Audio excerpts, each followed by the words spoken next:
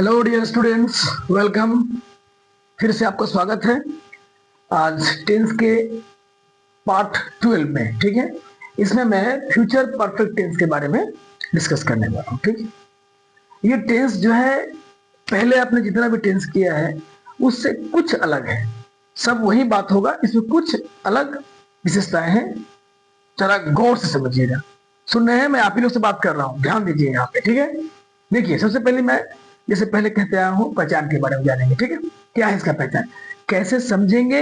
आपका ये वाक्य है जो फ्यूचर परफेक्ट टेंस का है ना, पहले तो समझना पड़ेगा, इसके बाद तो आप उसके टेंस के रूप से बनाएंगे। देखिए क्या है, तो फ्यूचर परफेक्ट टेंस से क्या पता चलता है, इससे पता चलता है कि कोई कार्य भविष्य में किसी निश्चित समय पर हो चुका होगा। याद रखिएगा, किसी निश्चित समय तक हो चुका होगा या उससे पहले हो चुका होगा। ठीक है, किसी निश्चित समय तक हो चुका होगा, या वह कार्य किसी अन्य कार्य के होने तक पूर्ण हो जाएगा। मतलब क्या हुआ, सुनिए अच्छा से। आप एक वाक्य यहाँ पे देख सकते हैं, मैं शाम तक काम पूरा कर चुका होऊंगा। मैं शाम तक, यानी कि यहाँ पे एक समय क्या दिया हुआ है, शाम तक। ये निश्चित समय है। तो जब भी देखिएगा कि एक निश्चित समय तक कोई आदमी काम को कर ले रहा है, कोई काम को किया जा रहा है, कोई काम पूर्ण हो रहा है, तो हो गया फ्यूचर परफेक्ट टेंस, निश्चित समय तक। तो समझ में आई बात। तो ये प्रथम हिस्सा क्या था, भविष्य में किसी निश्चित समय पर कार्य हो चुका होगा। फिर या वही कार्य जो है तो किसी अन्य कार्य के होने तक पूर्ण होगा। तो ये तो था निश्चित समय तक। दूसरा हिस्सा क्या बोल रहा है कि वो कार्य किसी अन्य कार्य के होने तक पूर्ण हो जाएगा। था यहाँ पर दो कार्य दिए रहे हैं। जैसे मैं कहूं कि मुकेश के यहां आने के पहले मैं स्कूल पहुंच चुका हूंगा। देखिए दो वाक्य, यहाँ पे दो वाक्य मिलकर एक वाक्य बना रहा है, अर्थात इसको कॉम्प्लेक्स सेंटेंस कहते हैं। मुकेश के यहां आने से पहले मैं स्कूल पहुंच चुका हूंगा। एक है मुकेश का आना और एक है मेरा स्कूल पहुंचना या किसी का स्कूल पहुंचना। तो क्या कहा गया, मुकेश के आने के पहले, अर्थात जो मुकेश जो आ रहा है ये तो किसी न किसी समय पे तो आ रहा है। तो इस समय पे अर्थात इस समय से पहले मेरा कार्य हो रहा है। तो कहने का मतलब क्या हुआ कि कोई कार्य अन्य कार्य के होने तक, कोई कार्य अन्य कार्य के होने तक पूर्ण हो जाएगा। तो मुकेश के आने के पहले मैं स्कूल पहुंच चुका हूँ, मतलब मेरा कार्य है स्कूल पहुंचना, मुकेश के आने के पहले। समझ में आई बात। तो दो कार्य होगा, जब दोनों काम तुलना देखेंगे तो आपको समझ में आ जाएगा। ठीक है, तो हालांकि ये कॉम्प्लेक्स सेंटेंस है।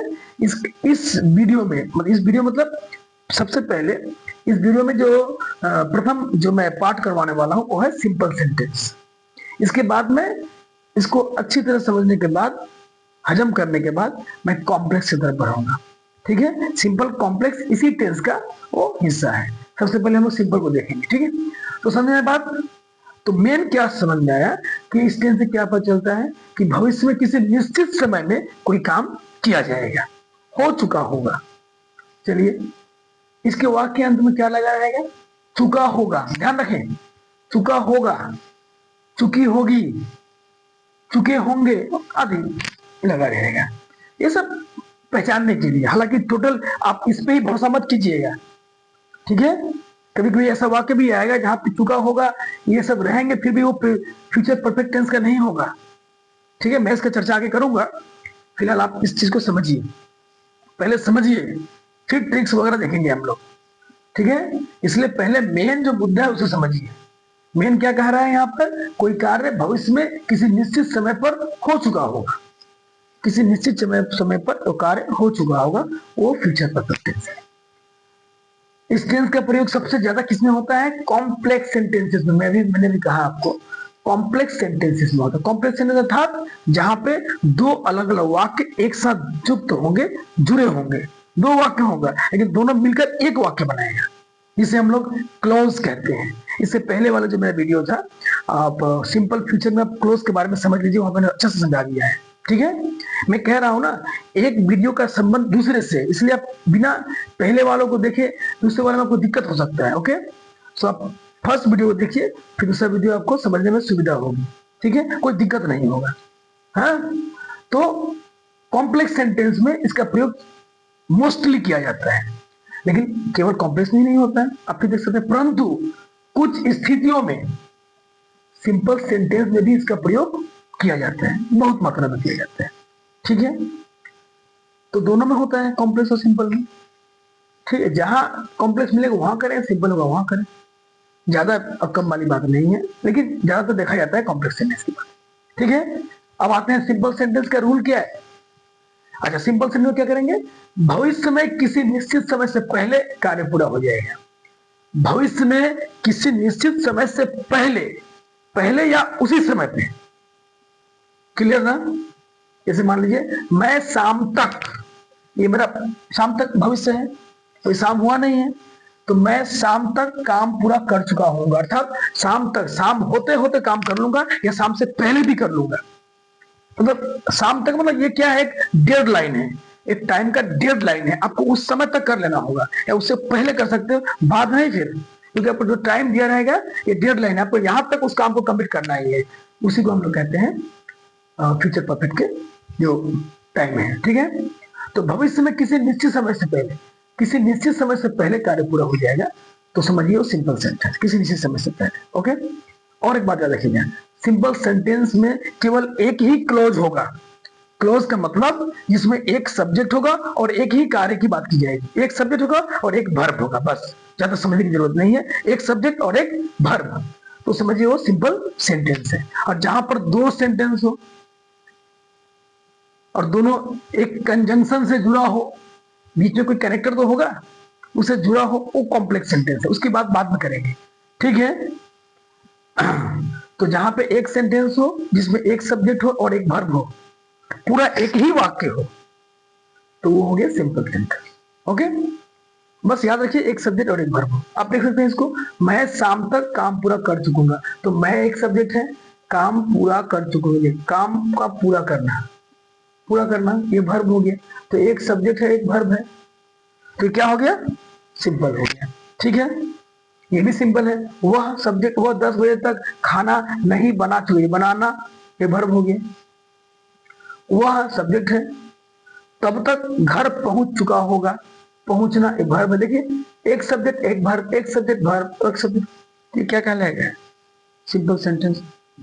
एक सब्जेक्ट होगा और एक फाइनाइट वर्ब होगा, अर्थात मेन वर्ब। ओके, चलिए अब देखिए एफर्मेटिव रूल क्या है।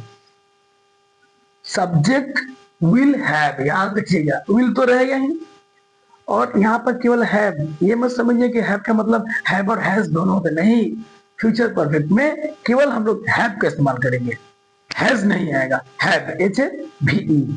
Okay, right, and then verb 3, आपको पता ही है परफेक्ट का मतलब ही तो वर्ब का थर्ड फॉर्म होता है ना, past participle form, so verb 3 and then object जो होगा। और इसके बाद मैंने ये खुद से एक लिख रखा है, बाय टाइम। बाय टाइम का मतलब एक निश्चित समय तक, एक निश्चित समय तक ये काम कंप्लीट हो जाएगा, तो उसमें आपको बाय टाइम आएगा, इसलिए मैंने इसको आपको लिख दिया है। ठीक है, आपको बिल्कुल ऐसे ही समझकर याद कर लेना है। और नेगेटिव में आपको बस केवल नोट यूज करना है, विल के बाद, इसके बाद हैव होगा। ठीक है, चलिए आप देख सकते हैं यहाँ पे इस टेंस में कुछ वर्ड्स है जिसको हम लिख रखा हूं टाइम वर्ड्स, इससे समय का पता चलता है, ये सब इसमें आपको मिलेगा मुख्यतः। जैसे बाय का मतलब तक, तक मतलब एक समय रहेगा, उस समय तक, जैसे बाय टुमारो यानी कल तक, बाय इवनिंग यानी शाम तक, बाय 10 PM यानी 10 बजे तक, by then, THEN, by then मतलब तब तक, बाय दिस टाइम यानी इस समय तक, by the day, by the day after tomorrow, by the day after tomorrow, by the day after tomorrow मतलब परसों तक, आने वाला जो परसों है, फिर बाय द नेक्स्ट मंथ मतलब अगले महीने तक, बाय मॉर्निंग सुबह तक, ऐसे आप कुछ भी लिख सकते हो। ठीक है, तक मतलब बाय, क्लियर। तो ये समय जो है सो यहाँ पर आपको यूज करने के लिए लगेगा, इसलिए मैंने आपको आपकी सुविधा के लिए लिख रखा है। पहले मैं इसलिए लिख देता हूं ताकि समय बचे, ऐसे ही मेरा वीडियो लंबा हो रहा है ना। चलिए आप इसको स्क्रीनशॉट ले सकते हैं, एक बार समझा दो बढ़िया से, देखिए अच्छा से समझिए। मैं शाम तक काम पूरा कर चुका हूँ। सब्जेक्ट क्या है? मैं, यानी आई। फिर विल देना है, आई विल। फिर हैव देना है, आई विल हैव। भाग 3, मैं शाम तक काम पूरा कर चुकूंगा, यानी काम का करना मतलब काम को पूर्ण कर देना, कंप्लीट कर लेना, फिनिश करना। आई विल हैव फिनिश्ड। आप चाहो तो कंप्लीटेड भी लिख सकते हो, डन भी लिख सकते हो, no problem. I will have finished क्या है? काम है ना, काम तो पूरा हो चुका है। I have finished the work. I will have finished the work. मैं कार्य पूरा कर चुका होऊंगा। कब तक? आपको समय देना ही चाहिए, देना ही होगा। बाई टाइम, तो बाई में लिख दिया, शाम तक, यानी by the evening. I will have finished the work by the evening. Clear? देखिए कितना इजीली समझ रहे हैं आप। नेक्स्ट, वह 10 बजे तक खाना नहीं बना चुकी होगी। चुकी होगी लड़की। सी विल, देखिए यहां पर नहीं है, नहीं का मतलब क्या हुआ? नेगेटिव। नेगेटिव के रूल में क्या होता है? विल के बाद नोट का इस्तेमाल, क्योंकि नेगेटिव है।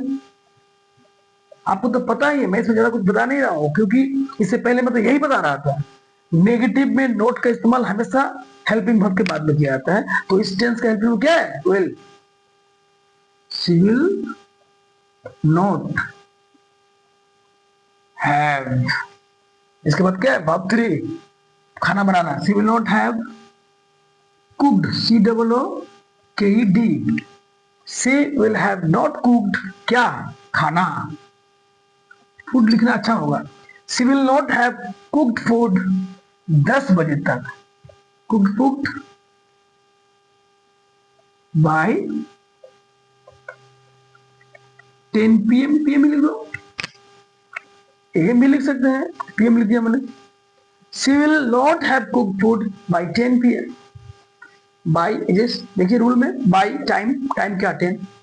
यहां पे आते हैं, वह तब तक का इंग्लिश क्या लिखा था? मैं देखो यहाँ पे, बाय देन, मतलब तब तक। वह तब तक घर पहुंच चुका होगा। तो ही विल हैव हो गया। वर्ब का तीसरा फॉर्म क्या है? तीसरा फॉर्म आप देख सकते हो। तीसरा फॉर्म क्या है? पहुंचना। पहुंचना का इंग्लिश होता है REACHED। He will have reached her home. She will have reached home तब तक by then। देखिए, she will have reached home by then। तो कितनी सहजता से इजीली आप इसको समझ पा रहे हैं। क्यों?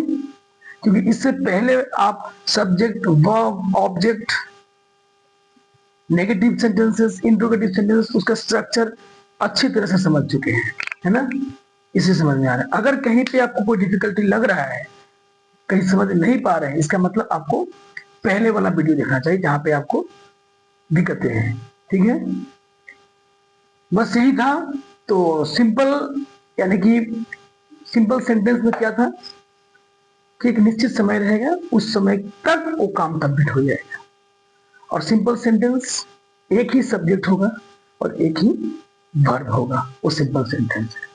ठीक है, इंट्रोगेटिव भी बहुत इजी है। इंट्रोगेटिव क्या कर लेंगे हम लोग? विल को पहले ले आएंगे। अगर इसका उत्तर यस या नो में हो, अगर क्वेश्चन का आंसर यस या नो में हो, तो हम लोग विल को पहले ले आएंगे। एक WH विल आपको अच्छी तरह से आता है। इसका नेगेटिव और इंट्रोगेटिव बनाकर जरूर मुझे कमेंट करें।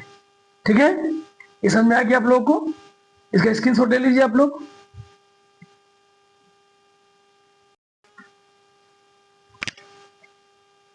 चलिए, हो गया। सिंपल सेंटेंस तो क्लियर हो चुका है।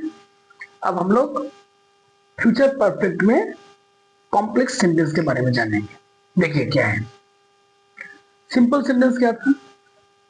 ऐसे वाक्य जिसमें एक ही सब्जेक्ट हो और एक वर्ब हो, वो सिंपल सेंटेंस, एकदम सिंपल मतलब सिंपल, ठीक है।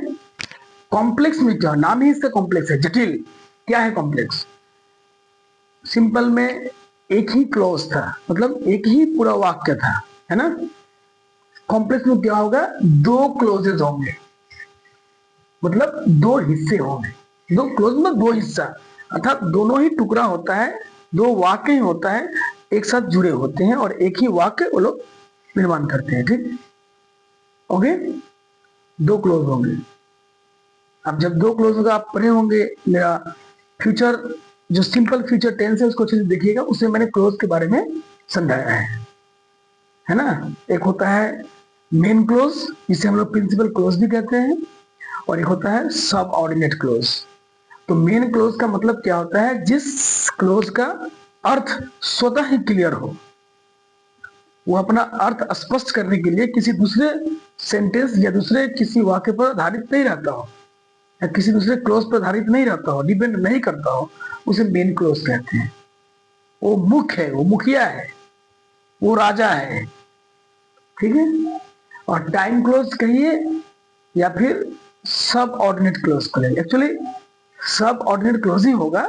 मैंने यहाँ पर टाइम क्लोज इसलिए लिख रखा है क्योंकि यहाँ पर टाइम की बातें होगी। जो क्लोज टाइम के बारे में कहेगा उसे हम लोग एडवर्ब क्लोज कहते हैं, या फिर मैंने सिंपल सा टाइम क्लोज लिख रखा है, ठीक है। समझिए, पहले चीज को समझ लेंगे तो नाम तो कुछ भी आप समझ सकते हैं, नाम कुछ भी रखेंगे, कोई प्रॉब्लम नहीं है, मतलब जो इसका नाम है वही रखिए, पहले समझिए चीज को अपने तरीके से, ठीक है ना।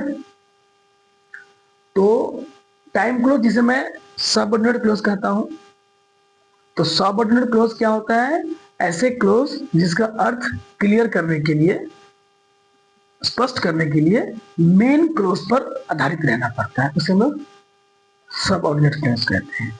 और उसके बहुत सारे भाग हैं सबऑर्डिनेट क्लोज के। उसमें एक भाग है एडवर्ब क्लोज। एडवर्ब क्लोज मुख्यतः टाइम को दर्शाता है, अर्थात टाइम क्लोज कहते हैं, ठीक है। इतना ही समझिए। तो क्लोज के बारे में जानिए क्लोज के वीडियो में, ठीक है। यहाँ पर मैं आपको टेंस समझा रहा हूँ, टेंस को अच्छे से समझिए। तो यहाँ पे दो क्लोज होंगे, एक टाइम को बतलाएगा और एक मुख्य वाक्य होगा जिसमें काम का करने का, जो भविष्य में काम होगा उसके बारे में बताया जाएगा, ठीक है। देखिए, तो समझ में आ गया, इसमें दो क्लोज होंगे और सिंपल सेंटेंस में एक ही क्लोज था, इसलिए उसका रूल अलग था। अब इसके मैंने एक रूल लिखा है समझने के लिए, मेन क्लोज को हमेशा आप फ्यूचर परफेक्ट में बनाएंगे। मैंने यहाँ लिख रखा है, देखिए, मेन क्लोज यानी मुख्य वाक्य फ्यूचर परफेक्ट, इसका रूल भी लिख रखा है, subject will have verb 3 and object, जो आपने सिंपल सेंटेंस में किया था, सिंपल सेंटेंस। तो मेन क्लोज को फ्यूचर परफेक्ट में बनाएंगे, अर्थात जिस क्लोज का मीनिंग स्पष्ट हो, क्लियर हो, उसे अपना मीनिंग क्लियर करने के लिए किसी दूसरे क्लोज पर डिपेंड नहीं रहना पड़ता हो, वो मेन क्लोज है, उसे हमेशा फ्यूचर परफेक्ट में बनाएंगे। ओके, इसके बाद ये व्हेन, बिफोर, ये सब समय सूचक शब्द है, इससे आपको समय का पता चलेगा। ये टाइम क्लोज है, ये एक कंजंक्शन है जो दोनों वाक्यों को जोड़ता है और जोड़कर एक बनाता है, क्लियर ना। तो इसमें आप when, before, till, until, after, ये बहुत सारे आएंगे, मैंने दो लिख रखा है, ये समझ गए तो आगे भी समझ जाएंगे आप ऑटोमेटिक, है ना। तो पहले हम लोग मेन क्लोज को लिख देंगे फ्यूचर परफेक्ट में, इसके बाद इन दोनों को जोड़ने के लिए, ये जो चिपकाने के लिए जो होता है ना चिपकू, ये चिपकू डाल देंगे, व्हेन या बिफोर जो रहे। इसके बाद हम लोग सब ऑर्डिनरी क्लोज, यानी जिसे हम टाइम क्लोज कहता हूं, सब ऑर्डिनरी क्लोज मतलब टाइम क्लोज, है ना, उसको डाल देंगे। उसे किस रूल में करेंगे, सिंपल प्रेजेंट के रूल में, अर्थात सब्जेक्ट, वर्ब, ऑब्जेक्ट। मैंने लिख रखा है पहले, टाइम क्लोज जो समय बताने वाला वाक्य होगा, जिससे समय का पता चलेगा, उसे हम लोग सिंपल प्रेजेंट रूल में करेंगे। मेन क्लोज जो मुख्य वाक्य होगा, जिसके विषय में बातें की जाएगी, जिसका होना तय होगा, उसे हम लोग फ्यूचर परफेक्ट में यानी इसमें बताएंगे, ठीक है। समझ में आ रहा है, मैं आपसे बात कर रहा हूं, समझ आ रहा है ना आपको? दिक्कत हो कमेंट कीजिए, ठीक है। हालांकि दिक्कत होने की जरूरत यहाँ पर कोई बात नहीं है, फिर भी देखिए, अब मैं आपको वाक्य से समझाऊं, इसको अच्छा से समझिए, बहुत मजबूती से, क्योंकि इंग्लिश सीख रहे हैं एक अच्छी तरह से, किसी प्रकार का कोई ग्रामर मिस्टेक ना हो, लिखने के लिए, सीखने दो। इसके बाद आपको सीखना होगा स्पोकन इंग्लिश, क्योंकि अभी जो समय है, आप डिग्री कितना भी हासिल कर लो, अगर आपको इंग्लिश बोलना नहीं आता है अच्छी तरह से, तो आप एक तरह से अशिक्षित के घर में आ जाओगे। याद रखिएगा, बहुत जल्द ये समय आने वाला है। जिस तरह से चारों तरफ इंग्लिश के जाल में हम लोग फंस चुके हैं, हर काम आपको एक ही प्रथम फर्स्ट प्रेफरेंस इंग्लिश भाषा का ही जरूरत पड़ रहा है। आप देख रहे हैं ना, तो सीखना पड़ेगा, एक ऑफिशियल लैंग्वेज है ना। तो समझिए इसको, मतलब इंग्लिश का बहुत जरूरी पड़ने वाला है, ठीक है। जिस तरह से इसकी अभी प्राचुर्यता हो चुकी है चारों तरफ, तो जब तुम घर पहुंचोगे, ध्यान दीजिए, दो वाक्य हैं। जब तुम घर पहुंचोगे मैं खाना बना चुका हूंगा। यहाँ पर दो वाक्य ही कहिए ना, दो क्लोज है। दो क्लोज मतलब क्या है, वाक्य का तो हिस्सा होता है ना, तो यहाँ दो हिस्सा है, दोनों मिलकर एक वाक्य बना दिए, कॉमा दिया गया है यहाँ पे। ओके, तो जब तुम घर पहुंचोगे, अगर मैं आपसे कहूंगा जब तुम घर पहुंचोगे, कुछ क्या मीनिंग क्लियर हुआ? जब तुम घर पहुंचोगे, कुछ हो ही नहीं रहा है मीनिंग क्लियर, यानी कि इसका मीनिंग स्पष्ट नहीं है। तो ये हो गया आपका टाइम क्लोज, अर्थात इसको हम लोग बनाएंगे सिंपल प्रेजेंट में, ठीक है। टाइम क्लोज मैंने लिख रखा है, हालांकि ये सबऑर्डिनेट क्लोज है, लेकिन यहाँ पर क्योंकि ये समय को बतला रहा है, इसलिए मैंने इसको टाइम क्लोज लिख रखा है। ओके, और वैसे भी जब भी देखिए आपको व्हेन, जब, बिफोर, व्हेन, बिफोर, ये जब भी लगा रहे ना क्लोज के पहले, वो टाइम क्लोज ही होगा। बस ये ट्रिक सब याद रखिए। तो ये हो गया एक टाइम क्लोज, मैंने टी सी लिख रखा, टाइम क्लोज। मैं खाना बना चुका, मैं खाना बना चुकी होंगी, मैं आपसे कहूं मैं खाना बना चुकी होंगी, ये तो क्लियर है वाक्य, इसको किसी पर डिपेंड रहने की जरूरत ही नहीं है, ये क्लियर है एकदम। तो ये क्या हो गया, एमसी मेन क्लोज, या फिर पीसी प्रिंसिपल क्लोज, एक ही बात है। या फिर इसको इंडिपेंडेंट क्लोज भी कर सकते हैं, जो स्वाधीन है। तो आपने दो पहचान लिए। फिर यहां पर देखिए, फिल्म शुरू होने से पहले हम टिकट खरीद चुके थे, तो हम टिकट खरीद चुके, ये तो मेन क्लोज है, एमसी। फिल्म शुरू, मैं से कहूंगा फिल्म शुरू होने से पहले, अरे फिल्म शुरू से पहले क्या, फिल्म शुरू होने से पहले, अरे क्या इससे पहले क्या, चाय पी के आ जाओगे या पॉपकॉर्न खरीद के लाओगे, कुछ तो बोलना होगा ना, मीनिंग क्लियर है नहीं। तो यानी कि ये होगी आपका टाइम क्लोज, या सबऑर्डिनेट क्लोज कर सकते हो, है ना। इसको आप टीसी या एससी सबऑर्डिनेट क्लोज, ये एमसी या पीसी प्रिंसिपल क्लोज, एक ही बात है। मैं आपको समझाने के लिए लिख दे रहा हूं, हालांकि सीख लीजिए। जब तक वह पहुंचेगा, मैं कहूंगा आपको जब तक वह पहुंचेगा, मैं बुला के बोले भाई सुनो, जब तक वह पहुंचूगा, ये सुन के आपको तो गुस्सा ही आएगा, क्या बोल रहा है, कुछ मीनिंग तो क्लियर हो। यानी इसका मीनिंग क्लियर नहीं है, यानी ये भी क्या है, टाइम क्लोज। वे खाना खा चुके होंगे, ये तो क्लियर है मीनिंग, यानी ये मेन क्लोज है, सिंपल। वर्षा आरंभ होने से पहले, फिर भी मीनिंग क्लियर नहीं है, यानी कि ये टाइम क्लोज। और ये क्या है, किसान खेत जोत चुके होंगे, किसान जो है सो खेत जोत चुके होंगे, यानी कि ये मेन क्लोज। क्योंकि इस वाक्य का मीनिंग क्लियर है, इसका मीनिंग क्लियर नहीं है, इसको क्लियर करने के लिए इस पर डिपेंड रहना पड़ रहा है, इजंट इट। तो क्लियर हो चुका है आपको, ठीक है। अब देखिए कैसे बनता है ये सेंटेंस। देखिए, सबसे पहले मैंने लिख रखा है मेन क्लोज को लिखने के लिए, ये तो मेन क्लोज है, इसको पहले ले आइए। हालांकि कोई दिक्कत नहीं है, आप वाक्य को इससे भी शुरू कर सकते हैं, ये यहां से शुरू कर सकते हैं पहले, अब बाद में इसको लिख सकते हैं। इसको खत्म करते ही आप कॉमा का इस्तेमाल करेंगे, फिर इसको लिखेंगे, तो भी होगा। दो तरीके से बात बन सकता है, या तो आप टाइम क्लोज को पहले लिखो, कॉमा के बाद फिर मेन क्लोज को लिखो, कोई दिक्कत नहीं, ठीक है। दोनों प्रकार से आप सीखिए, मैं आपको समझा दे रहा हूं। देखिए, तो पहले मैं मेन क्लोज देता हूं, मैं खाना बना चुकी होंगी, तो मेन क्लोज को बनाना है फ्यूचर परफेक्ट से, अर्थात विल हैव का प्रयोग होगा वर्ब अर्थात। तो मैं खाना बना चुकी, मैं का इंग्लिश क्या होता है, I will have, I will have. और क्या है फिर वर्ब 3, खाना बनाना, I will have cooked food, या फिर डिनर भी लिख सकते हो, I will have cooked dinner, cooked lunch, breakfast, जो चाहिए आपको लिखिए।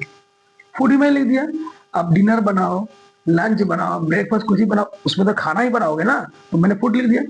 आई विल हैव कुक्ड फूड जब, देखिए यहाँ पे जब आ गया, तो ये डब्ल्यू लिखा था ना, व्हेन है, व्हेन है बिफोर कोई एक ही आएगा मेनली, तो आप व्हेन का इस्तेमाल करें, व्हेन, ठीक है। व्हेन दे दिया। अब क्या है, करता टाइम क्लोज को सिंपल प्रेजेंट में बनाना है, तो ये खत्म हो चुका। तुम घर पहुंचोगे, देखिए ध्यान रहे, यहाँ पर पहुंचोगे, अब मत कहिए सर यहाँ पर तो गे का आ गया, ये तो सिंपल फ्यूचर में है, शैल विल का इस्तेमाल होगा, बिल्कुल नहीं। जो मेन क्लोज है उसी को फ्यूचर परफेक्ट में करेंगे, और जो टाइम क्लोज है, जिस हिस्से से, जिस क्लोज से समय का पता चले, उसे आपको सिंपल प्रेजेंट में ही बनाना होगा, ठीक है। और ये दोनों इकट्ठे मिलकर फिर ये फ्यूचर परफेक्ट का बन जाएंगे, और आपका सेंटेंस ये गागे में ही आ जाएगा, ठीक है। तो I will have cooked food when you, क्या है, वर्ब का फर्स्ट फॉर्म, तो क्या होगा, पहुंचोगे, when you reach home, when you reach home. आई बात समझ में? देखिए ये एक समय है, इस वाक्य को आप समय समझो। मैं समझा दूं आपको फिर से, देखिए ध्यान से। जब तुम घर पहुंचोगे, मैं खाना बना चुकी हूं, अभी अभी मैंने सिंपल सेंटेंस आपको समझाया, वहां पे एक ही वाक्य था, समय वहां पे था, वो बाई के साथ में था। अगर मैं यहां पर ये नहीं लिखकर मैं लिख देता कि 10 बजे तक मैं खाना बना चुकी होंगी, तो ये सिंपल हो जाता फिर। लेकिन उसी 10 बजे को उन्होंने क्या किया, एक वाक्य मैंने दे दिया। 10 बजे था, समय का एक निश्चित समय को हटाकर मैंने इसको वाक्य में कन्वर्ट कर दिया। ये वाक्य ही समय का कार्य कर रहा है, इसलिए मैंने टाइम क्लोज कहा है इसको। देखिए ना, जब तुम घर पहुंचोगे, यानी कि जब तुम घर पहुंचोगे, अर्थात किसी न किसी समय की बात की जा रही है यहाँ पे। जब तुम घर पहुंचोगे, अर्थात कोई टाइम तो होगा उसमें, तो जब तुम घर पहुंचोगे मैं खाना बनाना चाहूंगा, अर्थात जिस समय तुम घर पहुंचोगे, यानी ये समय को डिक्लेयर कर रहा है, इसलिए इसे टाइम क्लोज कहा गया। और टाइम क्लोज को हमेशा सिंपल प्रेजेंट में बनाया जाएगा। That's why I used the subject, verb one and object just because of simple present tense. Okay, so I will have cooked food when you reach home. चलिए आगे बढ़ते हैं। Film शुरू होने से पहले हम टिकट खरीद चुके थे, तो पहले इसी को बना देता हूं। तो हम टिकट, हम यानी हम लोग, एक से अधिक है, तो we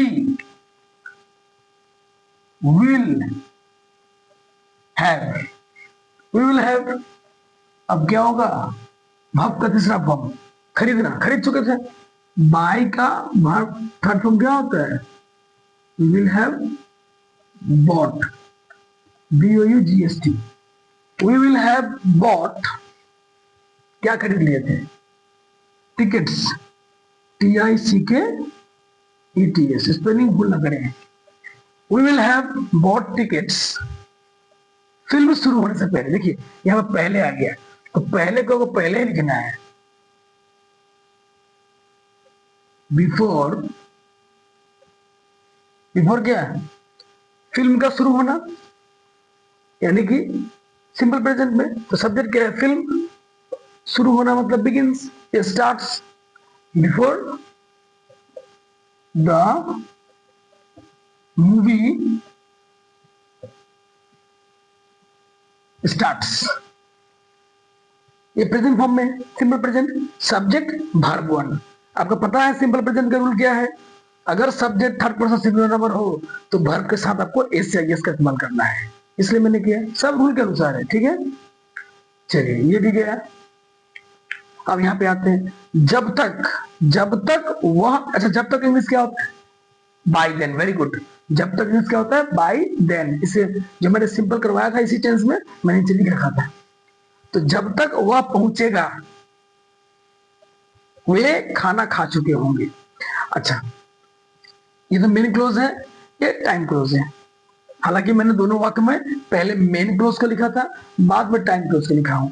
इसमें फिर थोड़ा उलट देता हूं, आप चाहो तो टाइम क्लोज को पहले लिख दो, प्रॉब्लम नहीं है, इसे भी कर सकते थे। आई will have cooked food when you reach home, इसको पहले आते। अगर इसको पहले से क्या होता, when you reach home comma, मैं लिखा दूं, बता दूं उसको, ये देखिए, व्हेन यू रीच होम, इसके बाद आपको कॉमा देना है।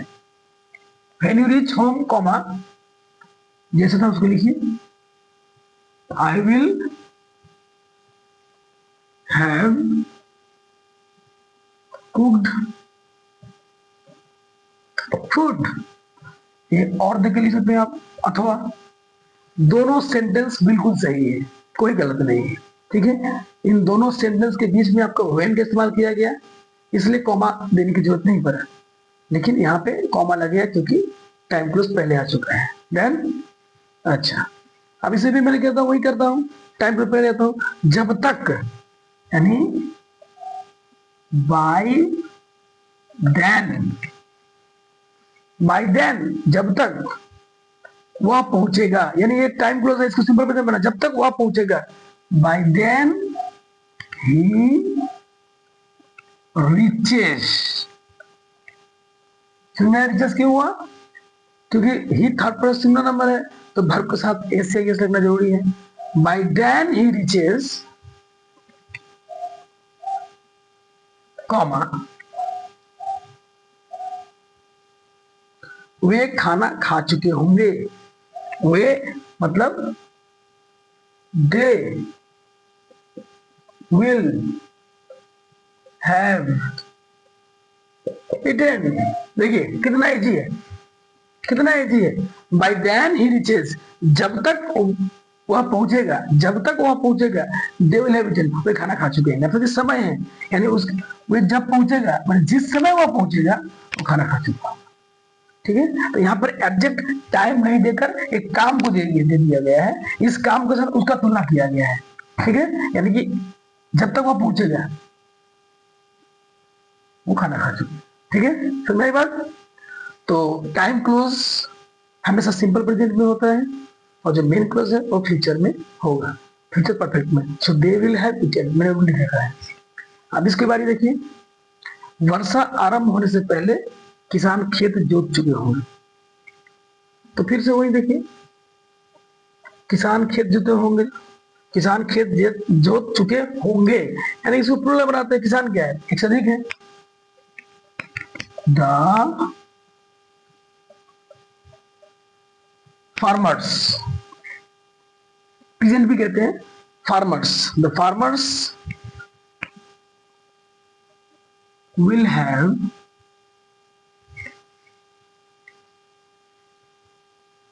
वर्ब 3, किसान खेत जोतना, जोतना का इंग्लिश क्या होता है, प्लाउ, वर्ब 3 क्या होगा, ploughed. The farmers will have ploughed, PLOUGHED,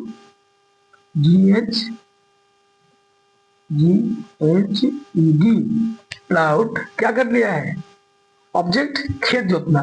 the farmers will have ploughed their, THER, their field, their fields. The farmers will have plowed their fields.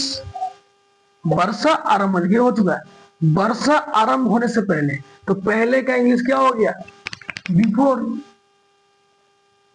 लिखते मैंने बिफोर, बिफोर,